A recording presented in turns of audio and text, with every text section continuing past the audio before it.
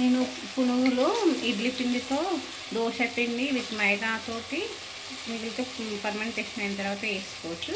But కానీ నేను health పర్పస్లో మినపగుండ్లని బాగా సోక్ చేసి గ్రైండ్ చేసి ఆనియన్స్, జీలకర్ర, వామ, బేకింగ్ సోడా అండ్ సాల్ట్ వేసేసి చేస్తున్నానండి.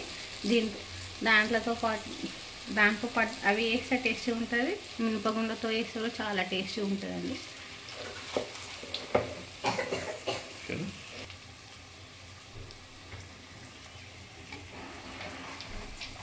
ఈ పునుగులు మంచిగా కుక్ అవ్వాలి లోపల అంటే మీడియం ఫ్లేమ్లో పెట్టేసుకొని చేయాలండి. అట్లయితే లోపల బాగా కుక్ అవుతాయి అన్నమాట, పిండి పిండిలాగా ఉండవు.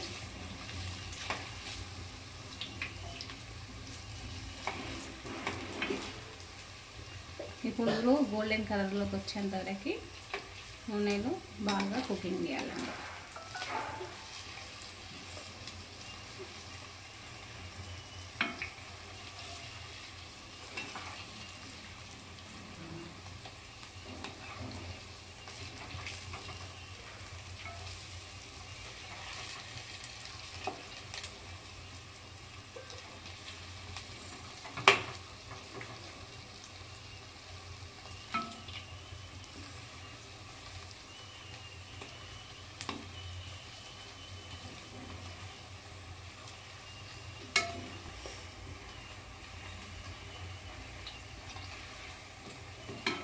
ఇలా గోల్డెన్ కలర్లోకి వచ్చేంత వరకు ఇలా టర్న్ చేసుకోవాలండి. 2 సైడ్స్ బాగా కుక్ అవుతాయి.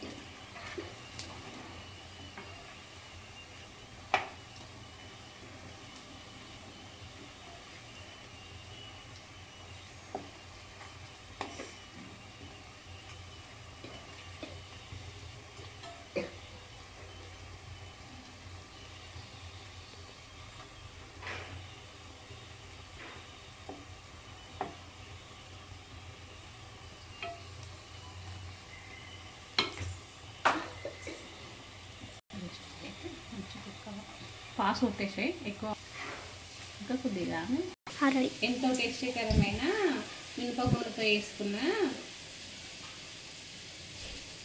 పునుగులు రెడీ. ఎమ్మీ టేస్టీ, చాలా బాగా వచ్చాయండి.